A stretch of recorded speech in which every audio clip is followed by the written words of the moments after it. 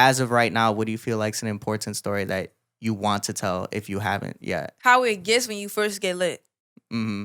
Because I feel like people think it's a certain way, but when you actually get lit, it's the fake friends that you don't know who's really cool with you or who's just around trying to be a clout chaser, or like it's a bunch of different stuff when you first like actually blow up or get some fame. This is Sad Boy Radio. What's the word, everybody? Welcome back to Sad Boy Radio. I'm your host, Matt, and today we got a very special guest over here from out of town.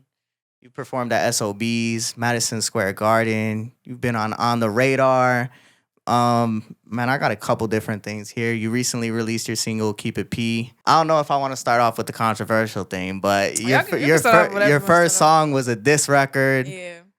Like, man, introduce yourself real quick. It's Miya V on everything.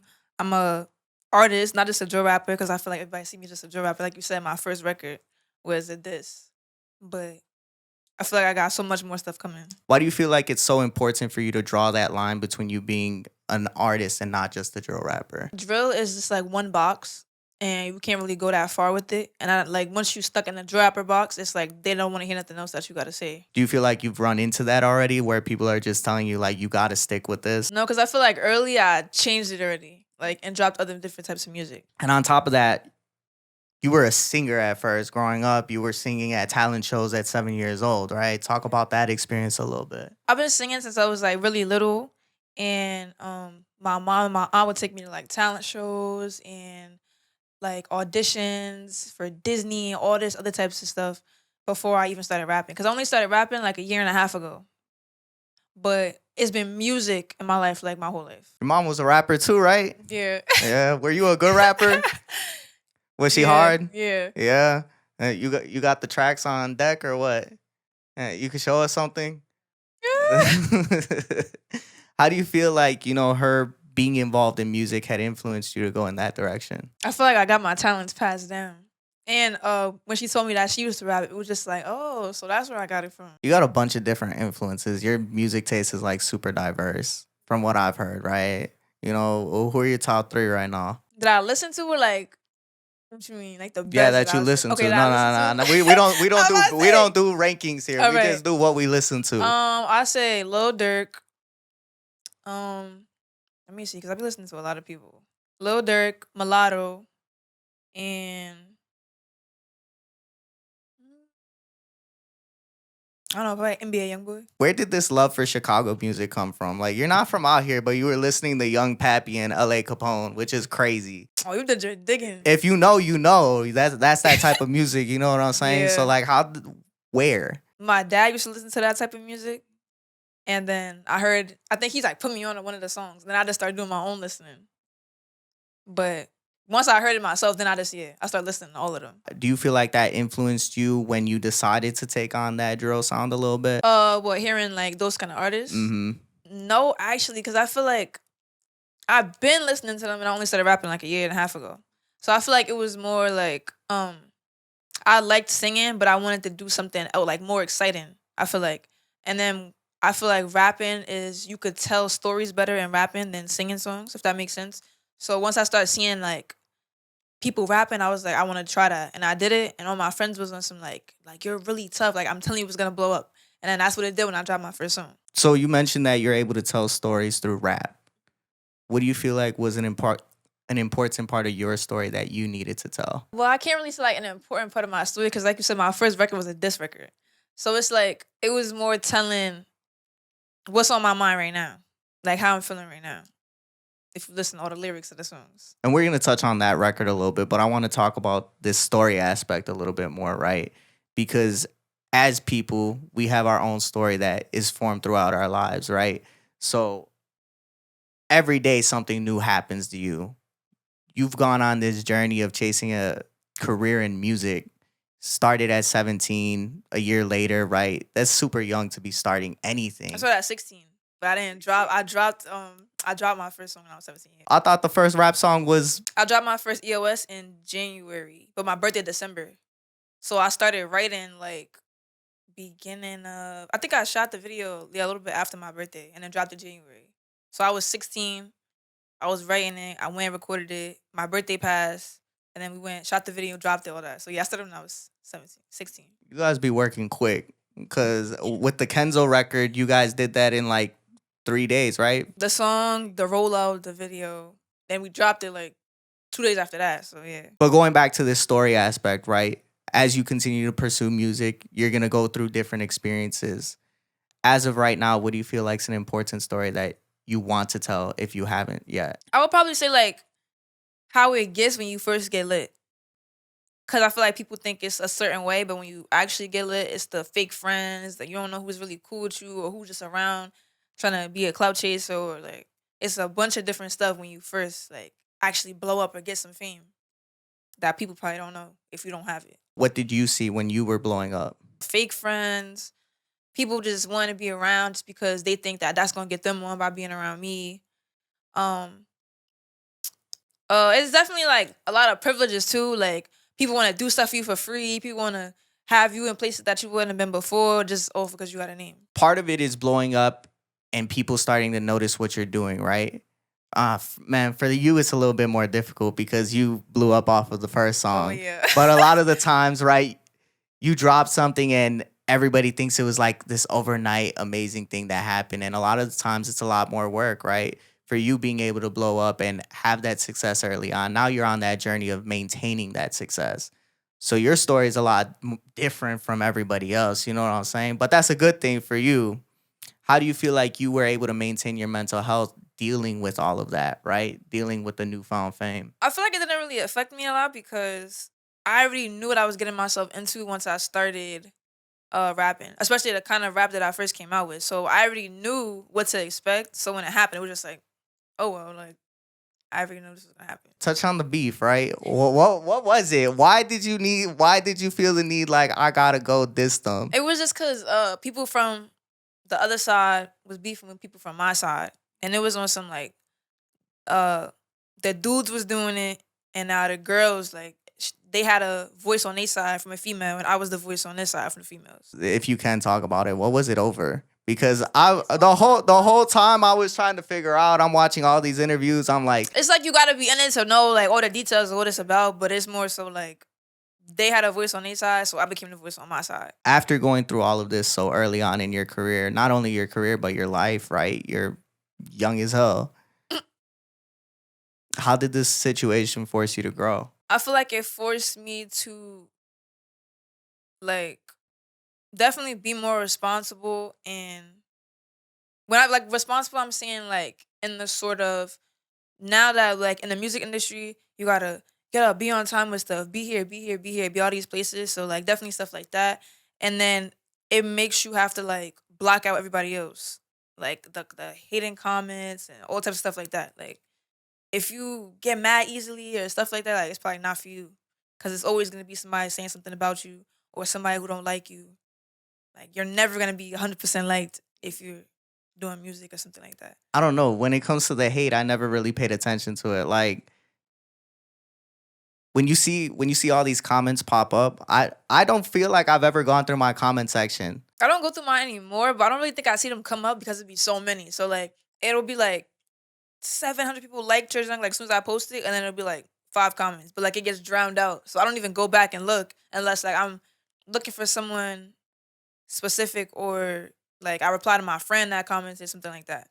But other than that, I don't really go in the comments and read what they said about what I posted. Do you feel like early on when you would read comments that had a negative connotation, it would impact the way that you looked at yourself? Not really, because if you look at everybody else's comments, it's like it's the same thing. So it's like y'all all think the same thing is wrong with like everybody. Like it's like you just know that they're just hating. In what ways did you see your mentality affected by this drill energy, right? When you're surrounded by a certain energy, whether that be negative, positive, so you're surrounded by people who are very religious, you become very religious, right? So when you're surrounded by this energy that's very drill-like, you adopt certain qualities. How did you see that pertain to you? I don't know. I feel like that's kind of false, because I know like people say like, oh, birds of a feather, but like it's like I'm my own person. So like anything that I did or said, like it was on my own time. Like it wasn't like I got around a certain group of people or went somewhere and then all of a sudden like I'm just this new person.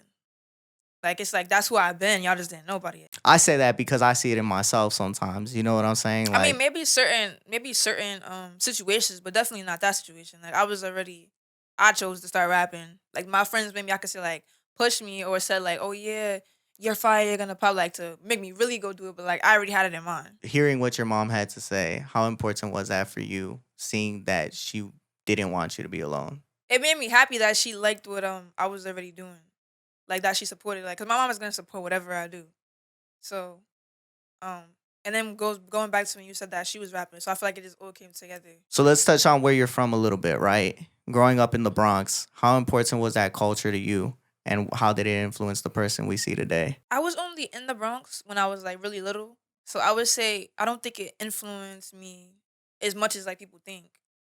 But I don't know. I feel like because I'm from there is why I came back to it. Because I'm about to say maybe if I was from, I don't know, Chicago or something, I would have just never been like, oh, I'm going to New York or to go do this in New York.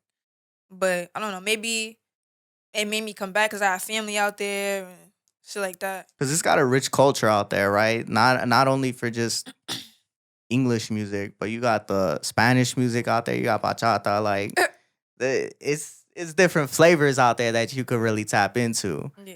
So being able to see that rich culture anywhere you go, like your mom or your aunt was saying earlier about jazz music being in Chicago, you see those influences start to leak into the newer artists, right? And for you, being able to use drill beats and use the culture that has been adopted by New York is great to see. I want to touch on how you guys got involved in Chicago out here, right? Bobby Hustle's an amazing person to know out in Chicago. How did that all come about? He heard my music. Like I don't know if someone like sent it to him or like I came up on his feed, but he heard my music and he thought like I was a really dope artist, and then I got connected with him through that way. How do you feel like he's helped you guys so far? No, I feel like he's helped a lot. I feel like he's a really good person, and how he came and like he sees something that like some people don't see. Like I feel like he saw something that other people just been like, oh whatever, she's not famous already, so it don't matter. What do you feel like it is he saw? My talent and all the things, like how far I could go versus how far other artists could go. So once you blow up, you start to see the success pile on, and you're able to take this to heights that not everybody can, right? Again, you started at 16. How were you already in online school, or that was like you transitioned because of I already had got an online school because of some stuff like in school. what you do? It was a long story, and it's something I got. It's all right. Tell the long story because we got some time. It was something I got arrested for. So then I went. Instead of doing the whole like long suspension, all they was gonna give me, I just went on online school, and then I had a job too. So it was like, now that's double makes it easier because now I could do the online school and I feel like it, and then still work. But then I end up rapping, so now it was like I was calling out of work to go to the studio. What was the job you had? My last job was at Starbucks. Man, that's a lit job. What's wrong with you? No, it was lit, but I was calling on a bunch of days like, oh, I'm sick. I gotta. Then I'll be rapping later on. And they seen you posting on your story and shit. I don't think nobody like at Starbucks. Like I worked with a bunch of people that were just like, it was either older people who like didn't even have Instagram or like people I just didn't speak to. Like they was just strictly working and not paying attention to everything else. So they probably didn't see me, but they was getting tired of me calling out like, you sick again? Were you a troublemaker growing up? Like this seems to be a constant pattern. Like what was going on? It wasn't a troublemaker because it's a good reason I called out of. Like, okay, I went. Yeah, it was a good reason I called out of work. We're not talking about the work part. We're talking about the in general. We're talking about the school and basically getting kicked out. They didn't kick me out. They was trying to like say they wanted to, and I was like, well, fuck y'all, I'm leaving anyway. So I left myself before they even got the chance to do whatever. Like when you know you about to get fired and you just say I quit. That's what I did. But what did you do to get to that point? They was probably just tired of me because like it was fights and then like it was like a last straw. But I'm not even gonna say I'm not even gonna say the last straw. Well, I just like, all right, I'm leaving myself. That's my point. So you were out here causing trouble. No, people was starting with me, and then didn't like the reaction. Was part of that part of the beef? It was a little bit of it, but not mostly. Like it was other stuff, like just haters. It was other stuff. But like that was like a tiny piece of it. I don't even know if I should name drop because I took a deep dive. Names of what, like artists? Like, who's Murder B? Like, can you explain that My to God, I me? just knew y'all was.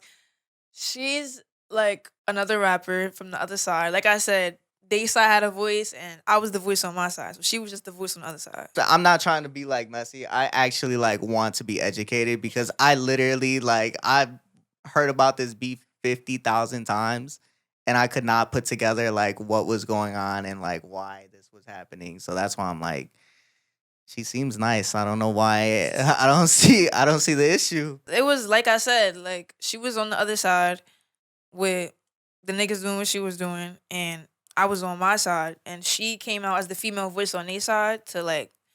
It would not even like fight their battles, cause for me, like the niggas was already doing what they was doing, but like on a female aspect, that's what she was over there. So then I became the same thing on my side, like speaking, but from a female voice. And then clearly it's like we're gonna go at it. We start clashing because we both defending other sides. So Is that like dead now? Is it like not a thing? the beef that we was like defending is never dead.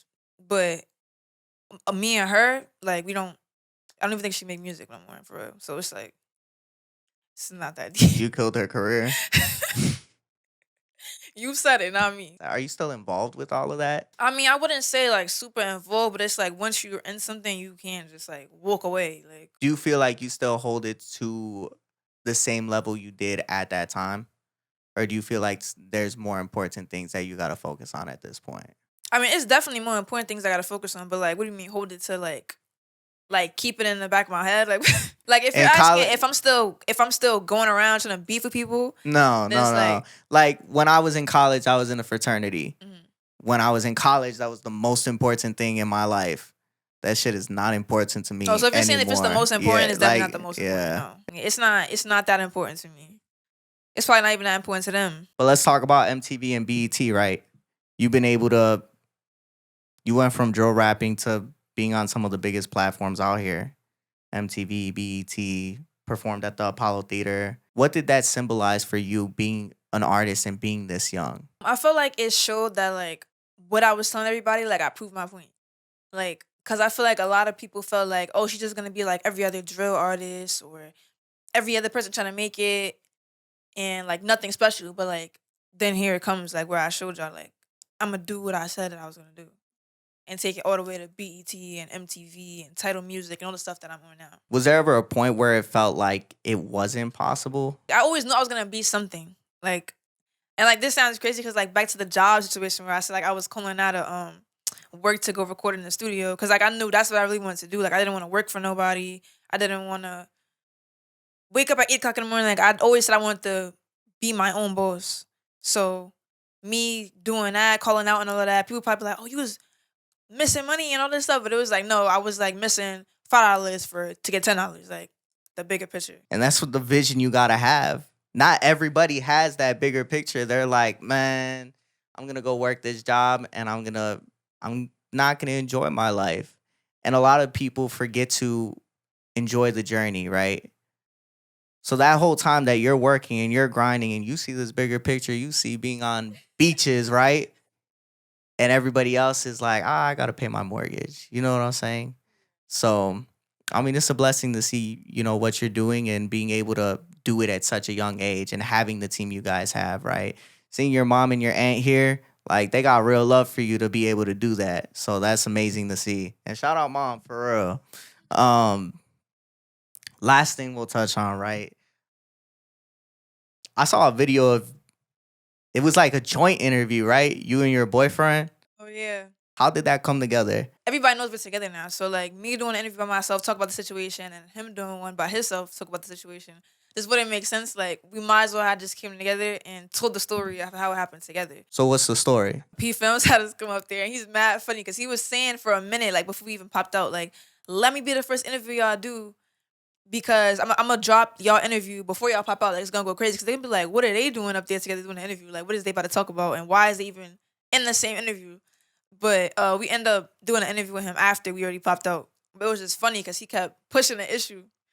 And then, but you said what was the story, like how we even got together in the first place? So it was, okay, so like if we're gonna start from the very beginning, it was like he slid in my DM one day, and it was just mad random because like what the hell? Like he slid in my DM and talk about some like hard eyes or something like I can't have you, like some like flirty line he said, and I said something back like, "Oh, you trying to get line in my heart?"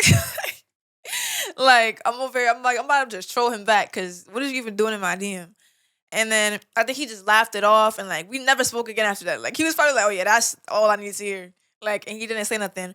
But then like couple weeks later, a month later, he went online on like an interview and was like, "They like, what's a female drill rapper that you would want to bag?" He like Miya V. So then like another interview come up, he talked about Miya V. So everybody just see him keep bringing my name up, and as they tagging me and they're circulating around, and he posting on his story, tagging me like little shit that is built up, built up, built up. So then I had a producer that was like he worked with anybody he went to work with. Like he wasn't just my locked in producer.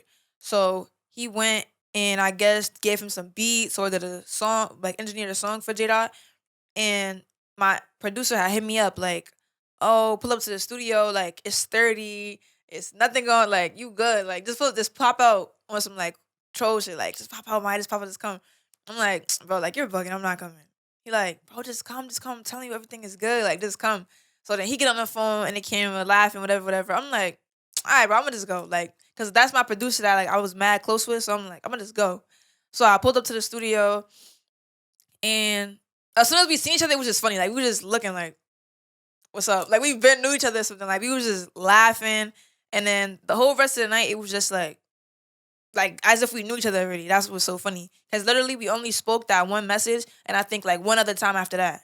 Like, so it was just like crazy. And then after that, like we just started chilling more and more, and then we end up seeing like we was gonna be together, but we knew everybody else wasn't gonna jack that. Explain what that means real quick. What? And jack that. Like everybody else wasn't gonna support that. Everybody else wasn't gonna be okay with that. So we was just trying to figure out more of like, what are we gonna say? Like, how are we gonna do this? Or is we gonna just keep lying? And then we just came up like, bro, we're gonna like. I think Valentine's Day was coming up right when we was thinking about it, and we like, we just gonna pop out on Valentine's Day because like everybody gonna be posting their girlfriends, and we just gonna sneak in there on a sneak like, "Oh yeah, that's my boyfriend." Woo, just forget about it, like, cause everybody posting their girlfriends and their boyfriends. And then I shot a music video, Obsessed. I had made a song, and it just like fit what was going on. Like it just fit. So I had him come in the video. At the end of the video, that I'm talking about, like I'm obsessed with somebody, and he made like the little appearance at the end of whatever. And everybody was just like, "Bro, what?" Like everybody else was just going crazy because they did not expect that at all. And we both made a Valentine's Day post on Valentine's Day with like our pictures and stuff that like nobody has ever seen ever. That was in the deep dark minds. Like nobody ever seen those pictures. So we just posted all of those for like the Valentine's Day post, shit that nobody seen. And like from after that, like after at some point, like at the beginning, everybody was going crazy, arguing on live, arguing, talking shit, saying they don't fuck with him, they don't fuck with me. But like as time went on, it was just like they were just like, all right, like it's old now. Like what is we gonna do? They're not gonna listen. Nobody's gonna. It's already happened. Y'all already together. So like people still got their opinions, but it's whatever now. The fact that there were people like going on live to talk about this shit, that's crazy. Why are people that invested in your life? I don't know. It's more because of like who I like where I was from and where he was from. They just looking at it on some like, are y'all dead ass? Like You on some Romeo and Juliet shit or yeah, what? that's really what it is. That's exactly what the situation. What do you feel like you've learned about yourself being with somebody now? I feel like I know the same stuff like that I knew already. I feel like I never let like nobody change what I already think about myself. You don't feel like you've learned anything after being with some? How long have you been with them? A year and some change. Yeah, you learned something. you learned some things about yourself being in a relationship for that long. You know what I'm saying? I feel like I knew this already. Like I'm like really possessive, but I feel like I already knew that. Like with my money is my money. Like with my man is my man. So I feel like I knew. Like it wasn't like a surprise, but I guess I could say that. All right, what about this one? What do you feel like you've learned about relationships when it comes to being in one, right? Because there's a lot of lessons you can learn about relationships in general. I would say communication, because some stuff could get like misinterpreted and then just fuck everything up. Communication, as in like literally one wrong thing or like wrong text or something said a certain type of way could throw off the whole relationship. Mm. Or like something that's just mad stuff could just get misconstrued. Like if you're not communicating correctly. They be taking things the wrong way for no reason. And it's not even like on some, damn, I'm trying to be shiesty shit. It's like, no, I'm trying to tell you how I feel. Or even people's actions and then the way they communicate what they meant. It's just like it don't be making sense. What do you feel like is an example of that? I feel like I seen this in like a little picture thingy, but like I'm gonna try to explain it in my like best way. So like I feel like say a man is hanging off a cliff, right? And the woman is at the bottom of the cliff. And the man is reaching his hand out. And the girl reaching her hand out, but she's not fully grabbing the man's hand to save him from whatever is at the top of the cliff, right? Because he's not gonna jump. But the woman's trying to save him, but she's not reaching far enough. And the man don't see that by the woman's foot is a snake. So she's not gonna make any sudden movements or nothing to reach more for you because it's something that's gonna get fucked up with her. Like, but he can't see that. He can't see over the cliff if he's not jumping down. So I feel like it's just different perceptions of stuff that people don't see is why like stuff goes wrong. You want to know what I told somebody the other day? This is what I told somebody, right? That even if certain things, it kind of involves the action thing, but it's more so the importance of certain things to people, right? Even if certain things seem insignificant to you, if it's significant to your person, then understand that, right? Maybe it doesn't make sense at that time. Maybe it'll never make sense to you.